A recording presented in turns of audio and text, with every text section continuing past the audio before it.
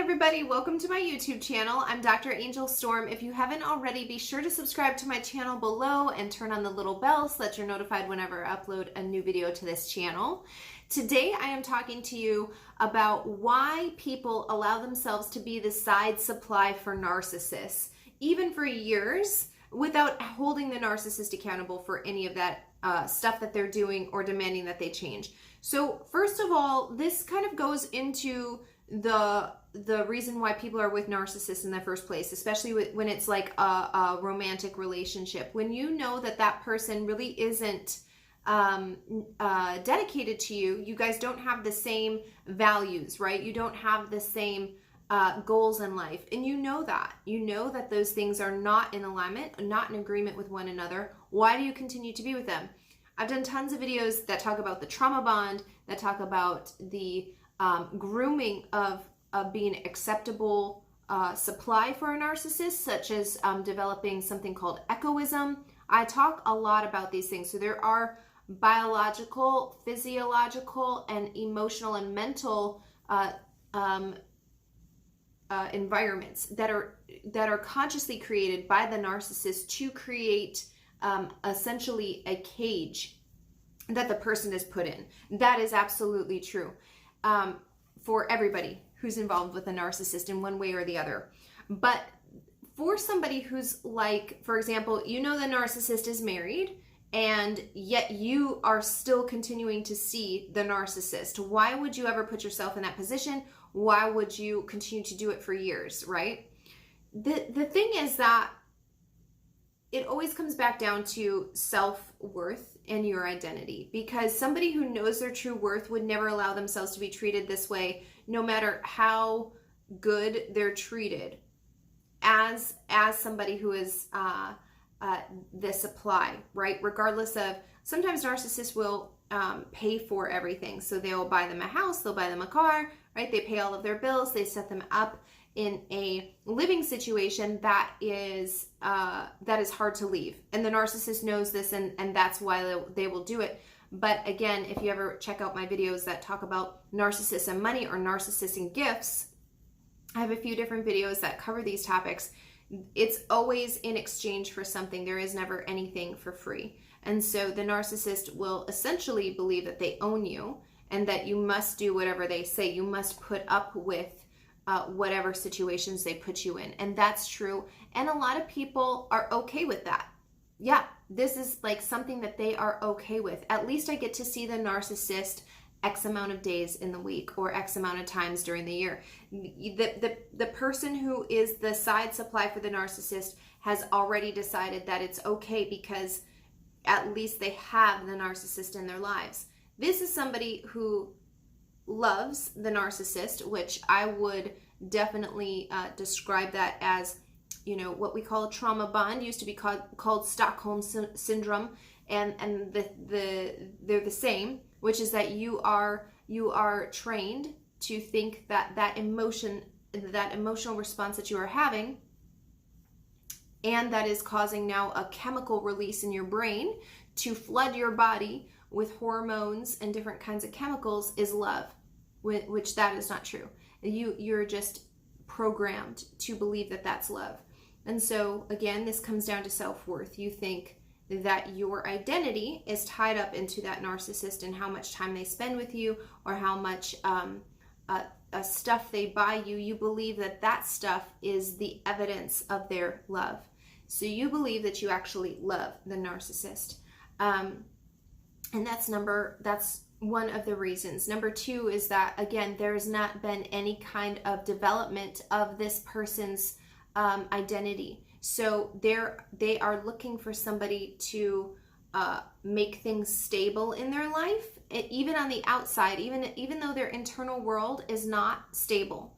It is not stable. If their external world is stable, then that's something, and that's what they hold on to. So at least my bills are being paid, or at least I get to have this appearance of a normal life. At least I get the appearance of social standing or whatever. So even though there's deep needs in me that are not being met, at least I have these external things that are being validated, that are being met, that have the appearance of those deeper things being met.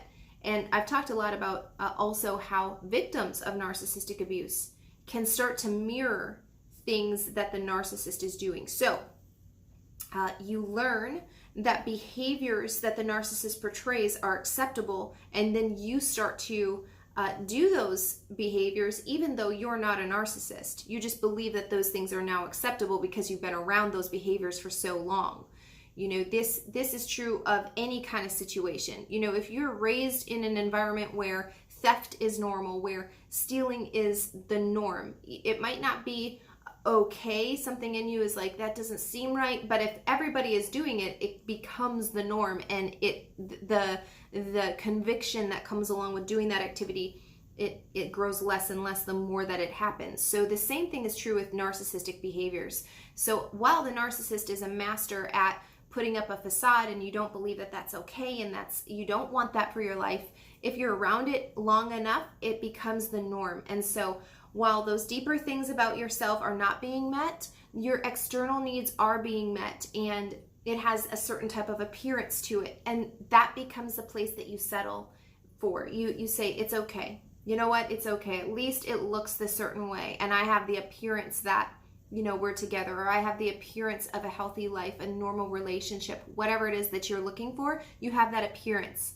And so while you're not a narcissist, you have become adaptable to and acceptable of the narcissist behaviors to the point where you are now doing them your own self. This is, by the way, something that the narcissists do on purpose. So they take one thing that you think is not acceptable, and they slowly wear you down on that issue, while also bringing up another issue that you don't think is okay, and slowly wearing, and so it just builds one on the other. Before you know it, like, lying is normal, having a wife or kids or another life completely separate from you is normal, experiencing the narcissistic abuse cycle is normal. All of those things just eventually become normal, where at the beginning of the relationship that never would have been acceptable, or in your mind when you thought about life, when you thought about what a relationship should be, none of that stuff was acceptable. And yet now you're years in and it's become acceptable.